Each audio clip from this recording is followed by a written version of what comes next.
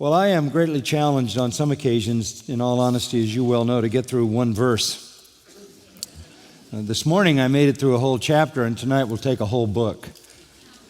That's the book of Esther. You want to open your Bible, if you will, to the book of Esther. And this is in our continuing series on 12 unlikely heroes from the Bible, the Old and the New Testament. Through the years, we have looked at the book of Esther here at Grace Community Church and found it to be a marvelous, marvelous book. It is one of two books in the Bible in which the name of God is not mentioned. The ruler who is featured in the book is mentioned 175 times. God is never mentioned. And yet, to any reader of the book who reads with understanding, God is the main character in the book. God is putting himself on display in amazing ways, even though he is unnamed. Let me take you back in history. Now, this is going to be a little bit like a lecture tonight, so hang in there. The year was 480 BC. I love history, you know that. The year was 480 BC, and a massive Persian army marched with determination to face the rebel forces of Athens and its Greek allies.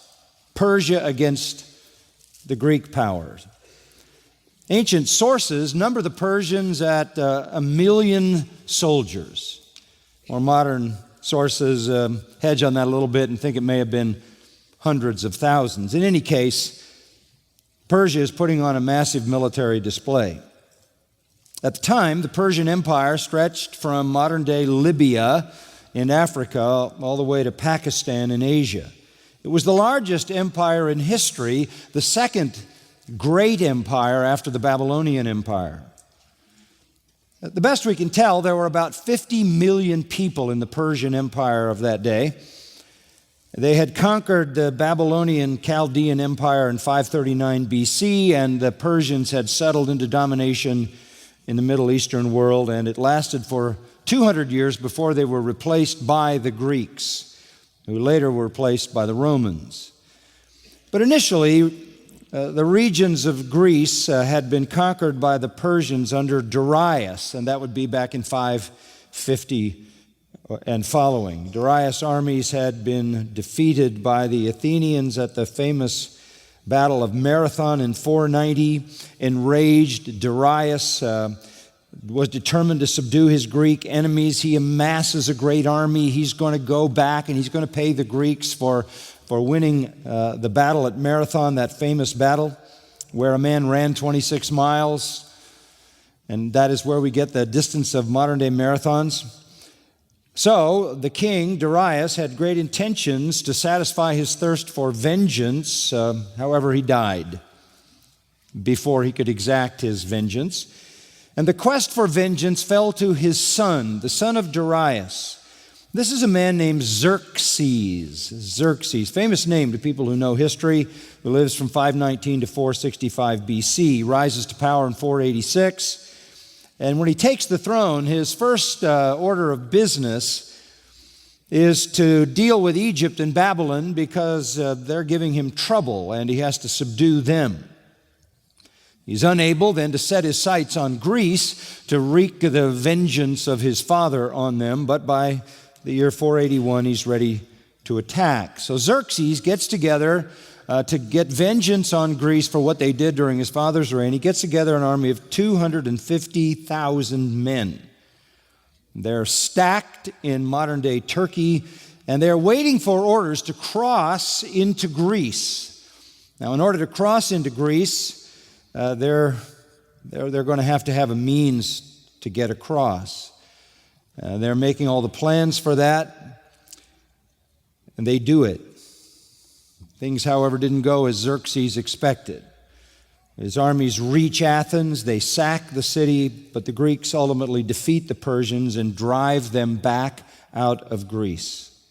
There are some very famous battles, the Battle of Thermopylae, the 300 Spartans, you may know that, the Battle of Salamis, where the Persian navy is completely obliterated by the Greeks. I think they lost as many as 300 of their warships. All of that simply to say there is battle battle history going on between the Persian Empire, the reigning world empire, and the Greeks who are about to take possession of the world as the next great empire. Xerxes fights repeatedly against the Greeks, and he has some measure of success, but more defeat than success, until finally a man comes along by the name of Alexander the Great, who is a Greek, and the Persian Empire is defeated for good. And Alexander the Great conquers the Middle Eastern world and establishes what we know as the Great Greek Empire. Now, what does all this have to do with the book of Esther? And there are a lot more details about that, by the way, in the book, 12 Unlikely Heroes. But what does that have to do with the book of Esther? Well, it has this to do with the book of Esther. The emperor, whom the Greeks called Xerxes, that I've been talking about, has a different name in Persian. His name is Khosrowshahr. In Hebrew, Akashrevash. In your English Bible, Ahasuerus. Ahasuerus. And that's the name you're going to find in the book of Esther.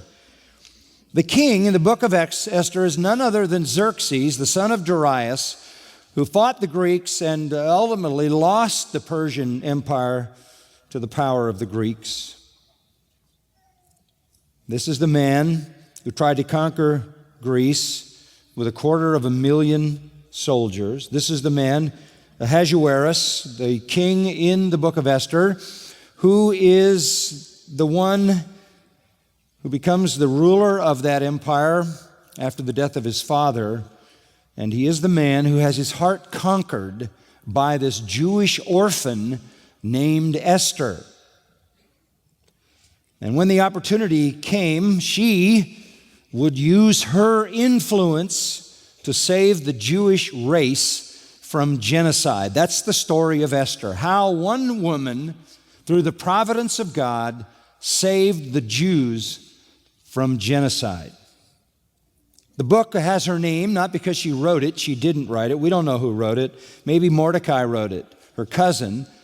Maybe Ezra wrote it. Maybe Nehemiah wrote it, or some other Jew dwelling at the time in Persia, somebody who understood the Persian scene and somebody who also understood the Jewish culture and had a detailed knowledge of both. But whoever the author is, the real author of the story is God. Behind this richly played out labyrinth of events is divine providence. Divine providence. So let's start at the beginning of the book. You can open to chapter 1. We're going to move very rapidly. The book opens by describing the expansive kingdom of Ahasuerus.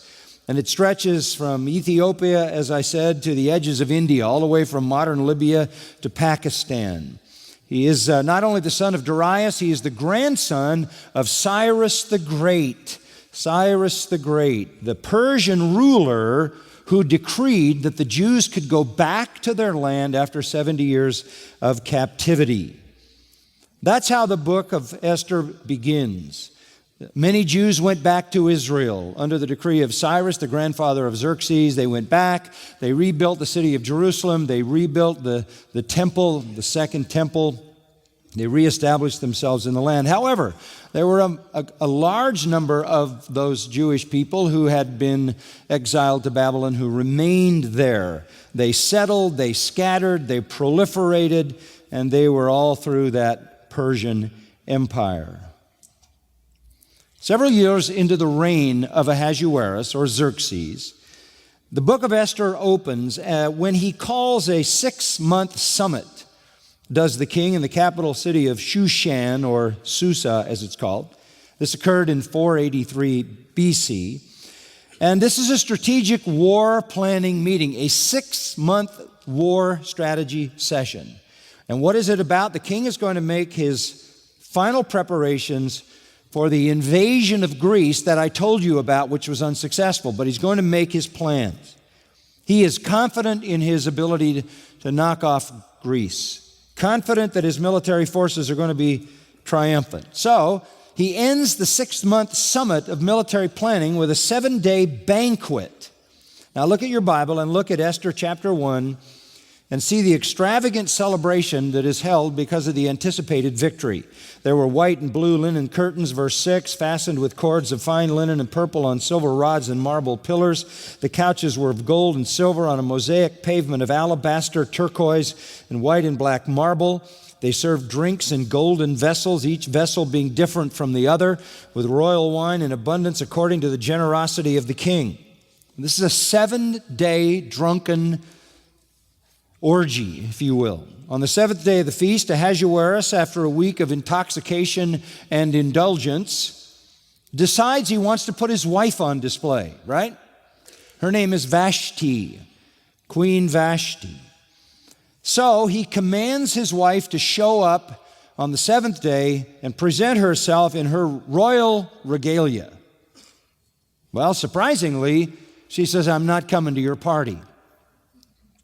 Evidently concerned that her dignity would be tarnished when she appeared before a crowd of mostly men who were mostly drunk, she doesn't go. Some have suggested she may have been pregnant with their son, a man named Artaxerxes, familiar in history. She was uncomfortable with being seen in public. She said, "I'm not coming." Ahasuerus is furious. This is public insubordination. This is public embarrassment. This is making him look bad with the royal court as well as all the people who are there. And according to chapter 1, verses 17 and 18, he's afraid that the queen's action will start a woman's liberation movement. That if the queen can get away with this, then every woman is going to do this. So he demotes her. She's no longer the queen.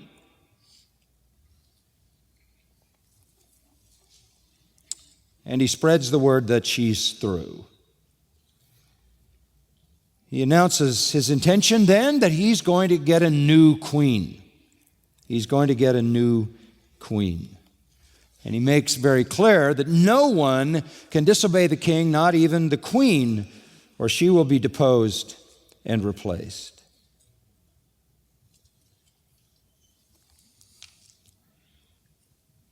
Ahasuerus, by the way, has a violent temper, and it displayed itself in this action against his queen. Just a year later, in order for his massive army to march from Turkey, where they were assembled, as I said, into Greece, Ahasuerus ordered that bridges be built across the Hellespont. That's that narrow piece of water between the Black Sea and the Mediterranean. They needed to get through there to get to Greece. The bridges were, however, destroyed in a storm before the troops were able to use them. Ahasuerus was furious that the storm had destroyed the bridges they built. He thought that they had been built inadequately by the engineers, so he gathered all the engineers together and chopped their heads off. He then was furious with the water. So Herodotus, the historian, the Greek historian, says he sent soldiers into the water with whips, demanding that they lash the ocean 300 times for its insubordination. And then he sent soldiers who threw shackles into the water to bind the water and to stab the waves with red-hot irons.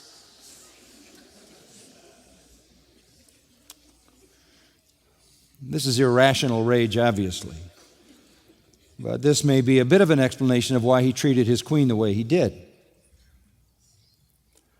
4 years pass, and there's no queen. According to Esther chapter 2, verse 16. 4 years pass before he gets around to selecting a new queen. Why 4 years? The answer is found in his 2-year unsuccessful invasion of Greece. The very thing we opened by talking about, the invasion of Greece, happens in that 2 years, and it occupies him so that he can't deal with the issue of establishing a queen. Persia's 2-year unsuccessful invasion of Greece historically fits right between Vashti's demotion in 483 or 482 and Esther's coronation in 479 or 478. He finally is so frustrated by his inability to conquer Greece that he comes back home after 2 years of effort. And he decides that since the war is going so terribly badly, he needs a distraction. And the distraction will be selecting a new queen. Look at chapter 2, verses 1 to 4. After these things, when the wrath of King Ahasuerus subsided, he remembered Vashti, what she had done and what had been decreed against her. Then the king's servants who attended him said, "Let beautiful young virgins be sought for the king, and let the king appoint officers in all the provinces of his kingdom, that they may gather all the beautiful young virgins to Shushan, the citadel, into the women's quarters, under the custody of Haggai, the king's eunuch, custodian of the women." That's a harem, in case you were wondering. "And let beauty preparations be given them. Then let the young woman who pleases the king be queen instead of Vashti. This thing pleased the king, and he did so." Okay, this is going to be an empire-wide beauty contest. And we can make sort of a general assumption that if there are 50 million people in the Persian Empire, there are 25 million women to pick from.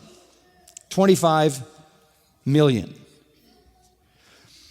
That's the scene. At that point, the biblical text introduces us to the two main people in the story, two Jewish people who are cousins. They live in the city of Shushan as well. They are descendants of the original Jewish captives that were taken by Nebuchadnezzar in the Babylonian captivity. They were brought to Babylon a century earlier, or their parents were, I should say, brought a century earlier, around 597 and following. The older of the two is a man named Mordecai, and he's roughly 15 years older than his young cousin, an orphan named Esther.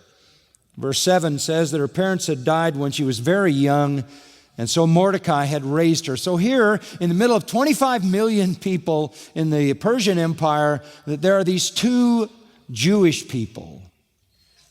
Her name in Hebrew is Hadassah, and that means myrtle, a plant.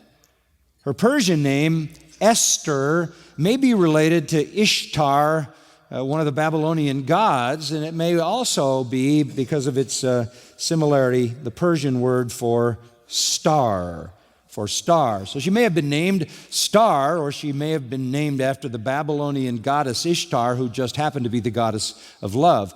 That was not her Jewish name, but the Jews in exile were given Persian names like Daniel and his three friends, whose original names were Azariah, Mishael, and Hananiah. But they became Meshach, Shadrach, and Abednego, Babylonian names. That was a custom.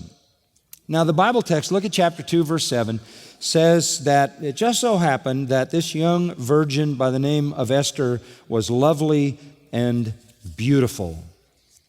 Lovely and beautiful. She didn't go unnoticed by the king's officials, so she was collected in the group that were to go to the palace and live in the harem with the concubines and participate in the contest for the queen. Josephus, the historian, says there were 400 virgins who were taken to the palace. 400. The thing went from whatever the amount of women they saw at first down to the 400 most beautiful women. And they were taken to the palace because they were going to be there for a year, and they were going to be allowed to kind of work on themselves for a year. And at some point, when that year was over, they would be presented to the king, and he would be able to make his choice. One of them would be elevated to be the queen. They had a year of primping, which seems a little unnecessarily long to get fixed up. But nonetheless, I don't exactly know what all might have gone on. A year of beautification. They were to look as beautiful as possible. They were to smell as good as possible. They were to use incense, cosmetics. They were to enhance their skin. They were to enhance their hair. They were to develop pleasant fragrances. They were to be given special instruction on court etiquette, how you act in the imperial court, and what all of the expectations were for someone who was around royalty. And this intensive training was to go on for 12 months. And at the end of that 12 months, each of these 400 women would have one opportunity to make an impression on the king to be selected as queen.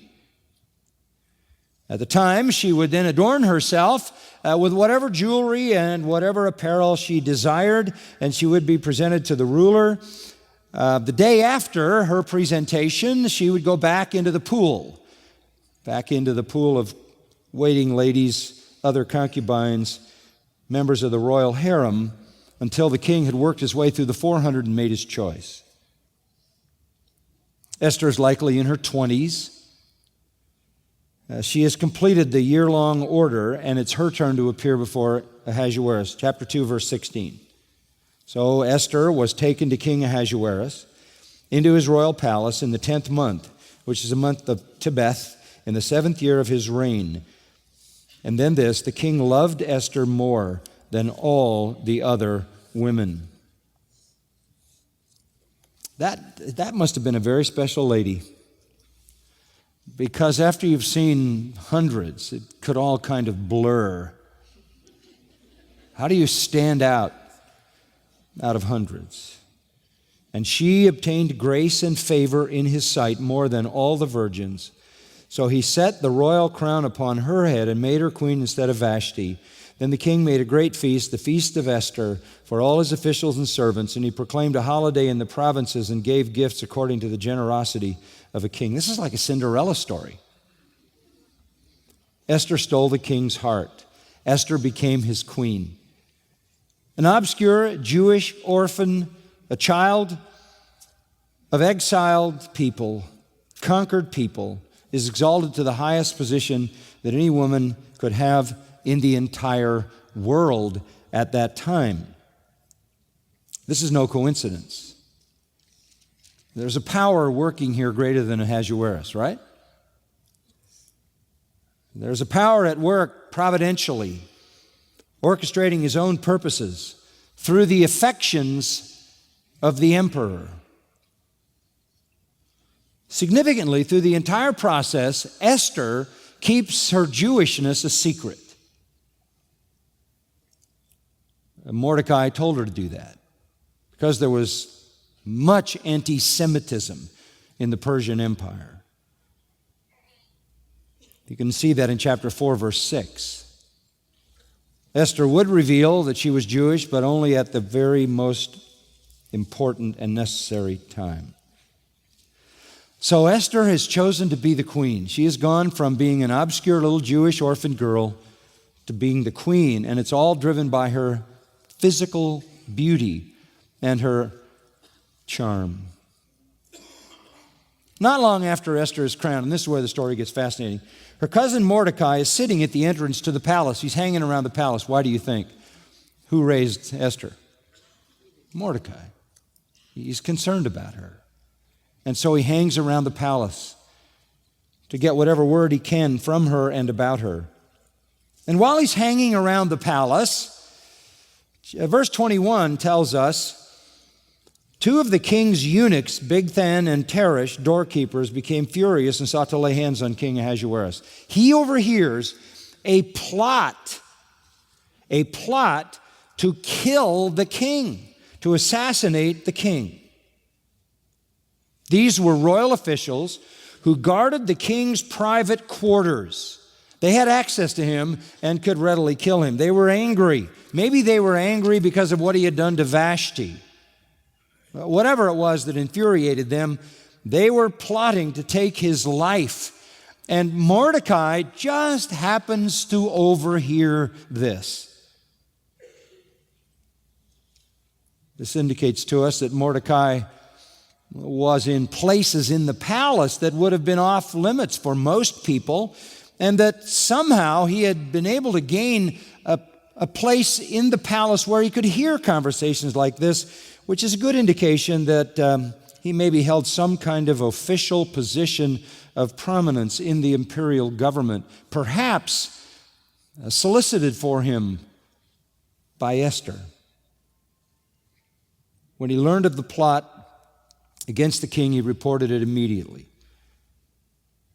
The message is, so the matter became known to Mordecai, who told Queen Esther, and Esther informed the king in Mordecai's name. And when an inquiry was made into the matter, it was confirmed both were hanged on a gallows. And listen to this, and it was written in the book of the Chronicles in the presence of the king. The Persians kept records of absolutely everything. That's why we know so much about their history. And the king's chroniclers recorded what had happened, the plot, but it had been overheard by Mordecai, that Mordecai had informed Esther, and Esther had informed the king, and the king's life had been spared, and the two conspirators were hanged. Mordecai's actions were then written down in the royal record.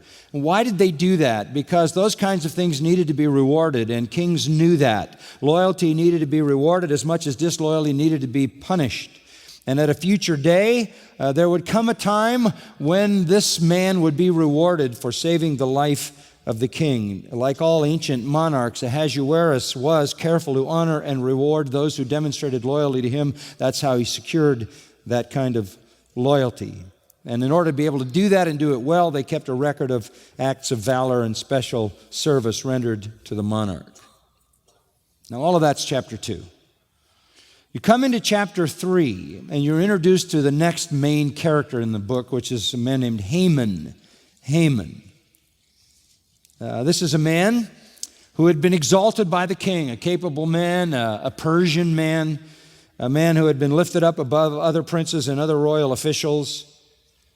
But there's something very interesting about this man, and this is key to the whole story. He was an Agagite.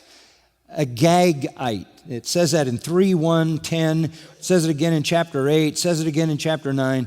It says Haman the Agagite. Haman the Agagite. It keeps repeating that. That's not a small detail. It is the origin of Haman's hatred for Mordecai and his hatred for the Jews. To understand why it's important to know that he was an Agagite, let's go back a little bit. Let's go back 1,000 years, or almost 1,000 years, to the Exodus from Egypt. The Israelites come out of Egypt around 1445 BC, so we're about nearly 1,000 years before. And they're attacked in the 17th chapter of Exodus by the Amalekites. Remember that name? The Amalekites attack them. The Amalekites are descendants of Esau, the one who sold his birthright. Because the Amalekites attacked the Jews, God curses the Amalekites.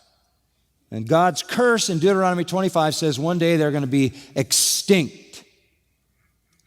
God pronounces a curse on the Amalekites. God, the God of Israel, pronounces a curse on the Amalekites. 4 centuries later, King Saul conquers the Amalekites. You remember the story in 1 Samuel. And he captures their king, and his name is Agag, the Amalekite king. Saul was supposed to kill Agag. He didn't do it.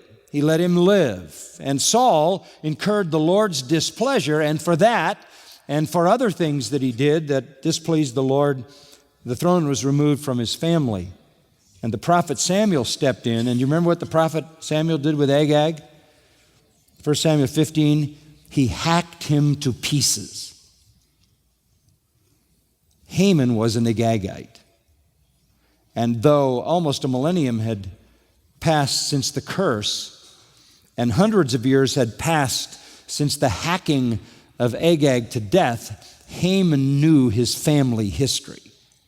And he knew that it was a Jewish man, a Jewish prophet by the name of Samuel, who had hacked his royal ancestor to pieces. To make it worse, Mordecai is a descendant of Kish. Chapter 2, verse 5. Kish is from the tribe of Benjamin, and Benjamin is the line of Saul. They knew their history. There was deep-seated animosity between the descendants of Saul and the descendants of Agag for obvious reasons. And though nearly, 550 years had passed, both Haman and Mordecai, Haman the Agagite, Mordecai the Benjamite, had not forgotten the tribal feud that was so ancient. The hostility erupts in chapter 3. Look at verse 2. We'll read verse 2 and then down to 5 and 6. All the king's servants who were within the king's gate bowed and paid homage to Haman. For so the king had commanded concerning him. He'd been elevated so high that everybody had to bow to him. But Mordecai wouldn't bow or pay homage. That feud settled in his heart deeply. He had nothing but animosity toward the cursed Amalekite descendant. When Haman saw that Mordecai didn't bow or pay him homage, Haman was filled with wrath. But he disdained to lay hands on Mordecai alone, for they had told him of the people of Mordecai. Instead, Haman sought to destroy all the Jews who were throughout the whole kingdom of Ahasuerus, the people of Mordecai. He decided that he couldn't just kill Mordecai, or Mordecai's people would come and kill him, so he's just going to kill all of them. All of them. So what does Haman do? He goes to the magicians and the astrologers, and he says, I want you to determine the optimum day by looking into your mystical sources and find a day to annihilate the Jewish people, and we'll have genocide all through the Persian Empire on that one day. He then goes to the king, and he says to the king, this nation, this Persian Empire is full of Jews, and they are a threat to the emperor. They are a threat to your throne and to your empire, and they ought to be eliminated. And he says they ought to be killed all the way back to Israel. We need to go all the way back to Israel and kill all of them, even those who returned. Haman says they're a threat to your throne. Furthermore, if we kill them all, we can confiscate all their property and all their spoils and everything they own. And a vast sum of money will come into the royal treasury. Ahasuerus says, great idea. Hands his signet ring over to Haman so that Haman can stamp that signet ring on documents that will authorize genocide for the Jews. Haman hits the fast track, dispatches a royal decree, sends it all throughout the empire, and they did it like the Pony Express. A horse would ride as far as it could ride with the message. Another horse, another rider go from there, and the word was spread everywhere rapidly with fresh horses and fresh riders all across the parts of the Persian Empire that a date had been established. Look at verse 13 of Esther 3. To destroy, to kill, to annihilate all the Jews, both young and old, little children and women, all of them. In verse 3 of chapter 4, it says, in every province where the king's command and decree arrived, there was great mourning among the Jews with fasting, weeping, wailing, and many lay in sackcloth and ashes. The message stretched across the massive Persian Empire very rapidly that a date had been set for the people in all their own local areas to slaughter the Jews. When Mordecai heard about this genocidal decree, he tore his clothes, he dressed in rags, he put ashes on his head, he mourned openly, he mourned publicly at this horrendous act, the mass murder of the entire Jewish population. Was this just simple payback by Haman? No, it's much bigger than that. Satan's involved in this. Satan is involved in efforts to obliterate the Jewish people and thus to bring to a halt God's purpose of redemption on their behalf. Well, it didn't take long for the news to reach Esther. She gets the message. Mordecai informs Esther of what Haman has succeeded in accomplishing, and even gives her a copy of the royal decree. And he says to her, Esther, you have to go to the king and plead for the lives of your people. Simple enough? Not so simple. In Persia, no one, including the king, including the queen, went before the king without a personal invitation. Anybody who ventured to go into the presence of the king without being invited could be killed on the spot. Esther would not only be breaking royal protocol, but she would be risking her life. Look at chapter 4, verse 11. All the king's servants and the people of the king's provinces know that any man or woman who goes into the inner court to the king who has not been called, he has but one law, put all to death, except the one to whom the king holds out the golden scepter that he may live. Yet I myself have not been called to go into the king these 30 days. The king hadn't even seen her in 30 days. We have to be honest and say he had many other women. He didn't get around to Esther for a month. She was afraid of potentially violating her irrational husband, who had demoted Vashti for one act of noncompliance. And Mordecai was putting Esther in a position where she could lose her life. Well, Mordecai comes back and calls for courage. Look at verses 13 and 14, chapter 4, verses 13 and 14, famous verses.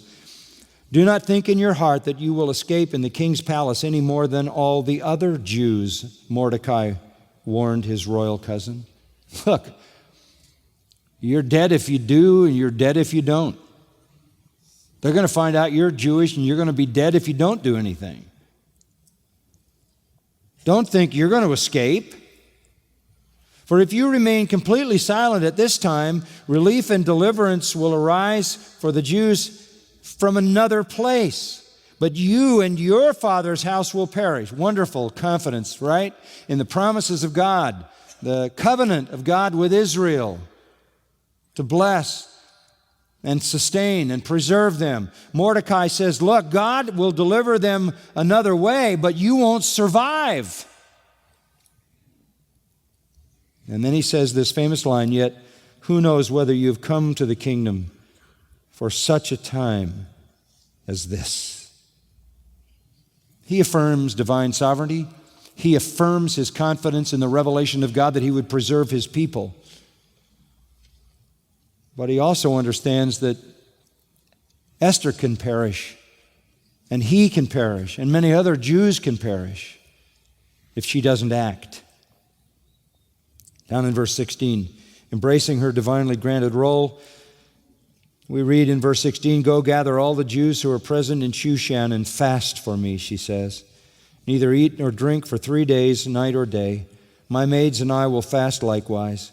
And so I will go to the king, which is against the law, and if I perish, I perish. Even if it cost her life, she will do what she can to protect her people. Esther doesn't mention prayer, but she does mention fasting. There was no fast without prayer. For 3 days, she and others prayed and fasted. Her maids, very likely, would have been other Jewish girls who joined her in that prayer. She then approaches the throne. It must have been a tense moment. The seconds that she waited to see whether the king would extend his scepter to her and welcome his beauty into his presence. To underscore his response, chapter 5, verse 3. She comes. He looked at her. He extends the scepter, and he asks a question. In typical royal hyperbole, what do you wish, Queen Esther? What is your request? It shall be given to you up to half the kingdom. Wow. Again, he is wowed by her beauty and her presence. She doesn't want half the kingdom. She doesn't want any of the kingdom. She wants the lives of her people. So Esther's reply was a simple request, and here is her reply. She asks Ahasuerus to put on a banquet for Haman and for her later that day. Well, he had to do what he offered to do. She didn't ask for half the kingdom. She did ask for a banquet for Haman. The king, the queen, and Haman. Esther 5, look at verses 5-8. So the king and Haman went to the banquet that Esther had prepared. At the banquet of wine, the king said to Esther, "What's your petition? It'll be granted you. What is your request? Up to half the kingdom. It shall be done." Then Esther answered and said, "My petition and request is this. If I have found favor in the sight of the king, and if it please the king to grant my petition, fulfill my request, then let the king and Haman come to the banquet which I will prepare for them, and tomorrow I will do as the king has said." What is this? This is banquet number one. He says, okay, we're here, we're at the banquet, Haman's here, I'm here. Ostensibly, the idea was to tell the truth about what Haman was plotting while he was there right in front of the king. But something happened, the timing wasn't right, and she said, okay, here's my request. Can we do this again tomorrow? Can we do it again tomorrow? For whatever reason, the timing wasn't right. She said, let's meet tomorrow and have another banquet. Now, Haman loved this. A banquet with the king and the queen, a private banquet with the king and the queen, fit into his egotism very well. Haman left the feast feeling confident about himself and his achievement. Not only had Ahasuerus exalted him and lifted him up, agreed with his request to obliterate the Jews, but now the king and the queen had invited him not to one but two exclusive banquets. No higher honor could be given to any human than eating with the king, humanly speaking. So Haman heads back to his house. On the way, he goes by the king's gate and he sees Mordecai and just goes crazy with rage. He goes home and he says, I've got to get rid of this man. So I will erect gallows and will execute him in the morning. Perfect solution. This descendant of Saul, this Jew. That night Haman slept soundly. This is amazing. Dreamt of his revenge the next day. On the other hand, Ahasuerus is back in the palace, tosses and turns, chapter 6 now, tosses and turns, can't sleep. Whatever the cause of his insomnia, he does a really strange thing. He calls for the royal records to be read to him. Go get the royal records. Well, the royal records, he'd been reigning for years, and the royal records went back before him to his father and his grandfather. Go get the royal records. Well, there could be a lot to choose from. Somebody went and got the royal records. I guess he thought, like counting sheep, that the monotony of reading the royal records, like reading the phone book, would put him to sleep. So somebody brings the royal records, and he starts to read. And what he reads is the account of Mordecai's action to expose the two conspirators who plotted to kill him. It was in the royal record. He'd forgotten about it. Chapter 6, verse 2 and 3, it was found written that Mordecai had told of Bigthan and Teresh, two of the king's eunuchs, the doorkeepers who had sought to lay hands on King Ahasuerus. Then the king said, what honor or dignity has been bestowed on Mordecai for this? And the king's servants who attended him said, nothing has been done for him. 5 years before, Mordecai had reported the plot, never rewarded. Well, an eager Ahasuerus wants to make sure he rectifies that. Meanwhile, in the morning, Haman arrives back at the royal court where he works. And he goes to the king and asks the king if he can authorize the execution of Mordecai. He's going to go and get permission to hang Mordecai. But before he can say anything, Ahasuerus asks him a question. Chapter 6, verse 6, what shall be done for a man whom the king delights to honor? He thinks it's him. What do I do for a man I want to honor? Oh, Haman says, give him a royal robe. Let him ride on the king's horses.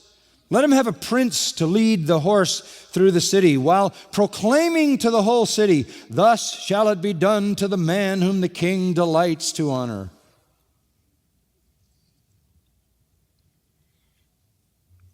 In a shocking twist of expectations, Ahasuerus says, "Hurry then, and take the robe and the horse that you have suggested,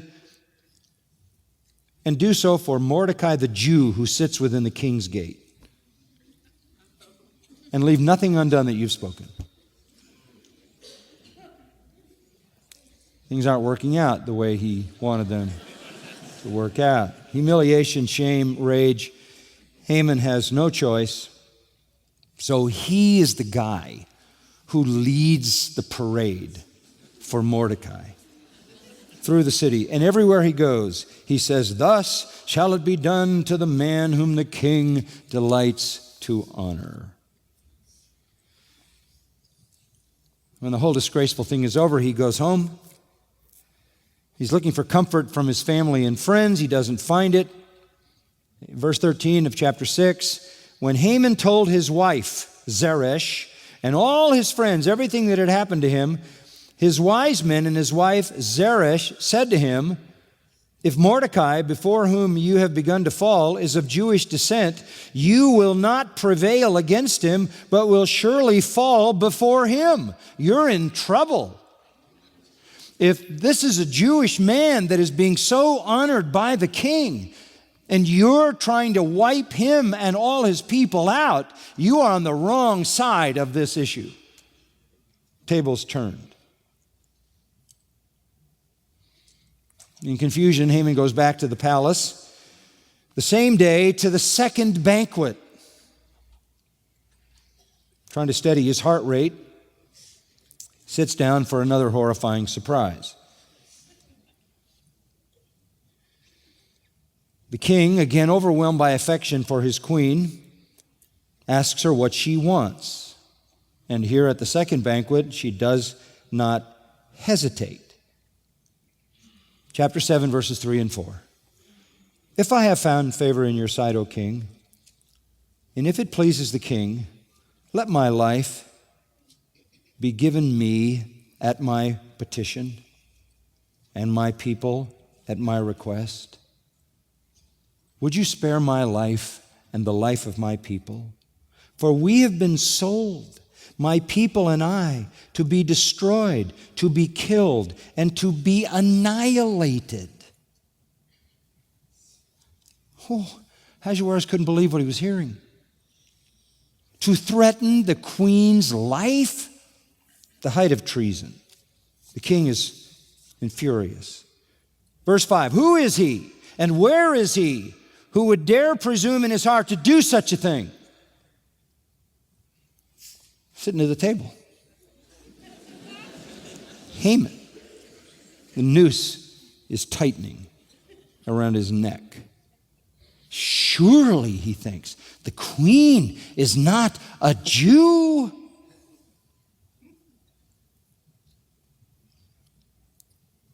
And then, with her hand pointed at the red-faced dinner guest,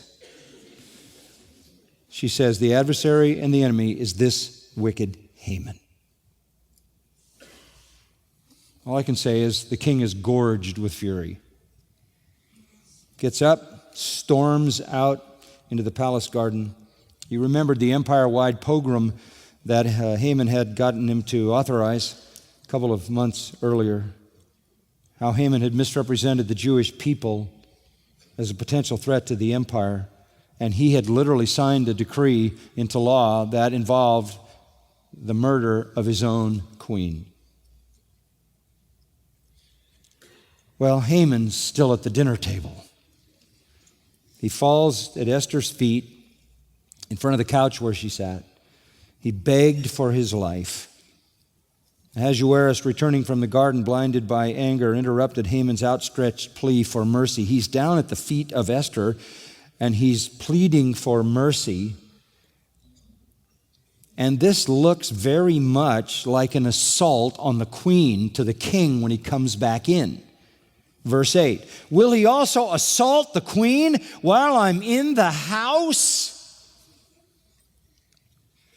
Instantly, royal guards covered Haman's face, and they led him away to be executed.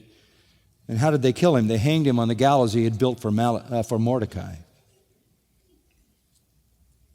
What a difference a day makes. It's amazing. 24 hours earlier, he was on top. That was yesterday. King said, take all his property, give it to the queen. The queen gave it to Mordecai. And the king exalted Mordecai. Chapter 8, verse 2, chapter 9, verse 4, the king exalted Mordecai. And he became to the king of Persia like Daniel had been to the king of Babylon.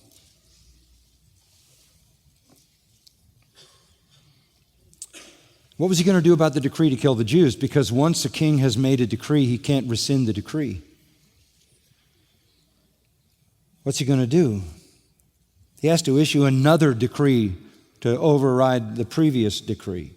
Chapter 9, verses 3 and 4, all the officials of the provinces, the satraps, the governors, and all those doing the king's work helped the Jews because the fear of Mordecai fell upon them because he'd been so elevated.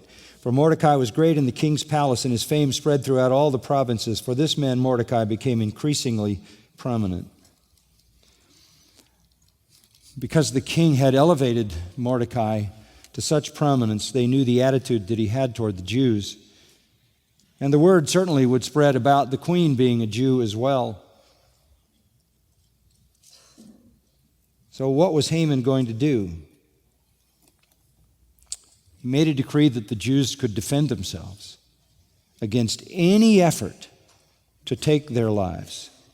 They could prepare themselves for that day that had been established. He couldn't undo the establishment of the day, but he could tell the people, you don't have to do it, and the Jews can defend themselves. The day came, doomsday, March 7, 473 BC. The Jews defended themselves. There were attacks. There were deaths. Over 75,000 of the enemies of the Jews were slain as the Jews defended themselves, and the king backed them up. It was a day to remember, but not for the reason that Haman had thought. That great day, March 7, 473 BC, established a festival that the Jews celebrate today. They celebrate it at that time of the year, every year, right down the street at the Jewish synagogue. It's called the Feast of Purim, P-U-R-I-M. Purim is from the Hebrew word for lots, because Haman cast lots to determine the day on which he would exterminate the Jews. And so they took the word for lots and used it to identify that feast. It's a feast of triumph, celebration, the care of God. Listen to Esther 9, 23 to 28. So the Jews accepted the custom which they had begun, as Mordecai had written to them, because Haman the son of Hammedatha the Agagite, the enemy of all the Jews, had plotted against the Jews to annihilate them, and had cast pur, that is, the lot, to consume them and destroy them. But when Esther came before the king, he commanded by letter that this wicked plot which Haman had devised against the Jews should return on his own head, and that he and his sons should be hanged on the gallows. So they called these days Purim after the name Pur. Therefore, because of all the words of this letter, what they had seen concerning this matter and what had happened to them, the Jews established and imposed it upon themselves and their descendants and all who would join them, that without fail they should celebrate these 2 days every year according to the written instructions and according to the prescribed time, that these days should be remembered and kept throughout every generation, every family, every province, and every city, that these days of Purim should not fail to be observed among the Jews, and that the memory of them should not perish among their descendants. And that is to this day a 2-day holiday of feasting, rejoicing, food sharing, gift giving, memorial feasting, as the Jews celebrate the fact that they were delivered from being exterminated. Long after Haman was hanged, Mordecai and Esther continued to flourish in the royal house of King Ahasuerus. The king exalted Mordecai to second in command and continued to love his queen. Against all odds, Esther, Mordecai, and the Jews had been spared, and not only spared, but elevated. Elevated. Esther 10, verse 3, for Mordecai the Jew was second to King Ahasuerus, and was great among the Jews, and well received by the multitude of his brethren, seeking the good of his people and speaking peace to all his countrymen. Amazing story. At this point, we bring it to a conclusion. Where is God in the book of Esther? Well, the real hero in the story, the real power behind the story is never mentioned, but it is God. His hand of providence is manifest in every single tiny detail. His presence is more powerfully and dominantly visible here than maybe in any other story of this complexity in Scripture, though he's never mentioned. His providence is at work in filtering down 25 million women to one, a Jew chosen to be queen. His providence is demonstrated in Mordecai being in a place where he could hear a plot and warn the king. His providence, his power, his superintending sovereignty can be seen in the night that the king can't sleep and decides to read the royal record. And out of all that could have been read to him, what is read to him has to do with Mordecai being unrewarded. And even Haman's timing is perfect in the purposes of God. The invisible hand of God is evident everywhere. Everywhere. The absence of God here is, I think, intentional. Intentional. It is an ingenious strategy by the writer to draw the reader to think deeply about how life's circumstances are ordered to the divine purpose. These are not coincidences, too many. This is not random. There is a designer, there is a coordinator, there is a power behind all of this. God literally thunders through the book of Esther. There are no miracles in the book of Esther, but the whole thing is a miracle of divine providence. People, places, time, action. It's more than miraculous. Not Haman, not Satan using Haman, could destroy the people of God, could put an end to the Abrahamic and Davidic promises, to the promises of the preservation of the nation for the coming of Messiah and the ultimate salvation of Israel. No one, no matter how they attempt to destroy the people of God and the purpose of God, can succeed, because God's covenant love for Israel will be fulfilled, is being fulfilled. And the message for you is this. While you're going through life and trying to make sure you fix all the little pieces of your life, understand this, that there is over and in, above and below your life, a divine architect ordering every detail. And if you belong to Him and are in the covenant of His love, He is accomplishing His perfect will. And you can rest in that. You can rest in that. The Lord is still on the throne. These are challenging times, challenging days to live in. You can become pretty distressed about the way things are going. The way things are going in the world is chaotic, disconcerting, troubling, disturbing, distressing, some ways frightening. Not so in the kingdom. The divine architect is ordering our lives, those of us who belong to Him and are in covenant love with Him. He is ordering our lives to His eternal glory. Every part. How wonderful to live in that confidence. Amen? Let's pray.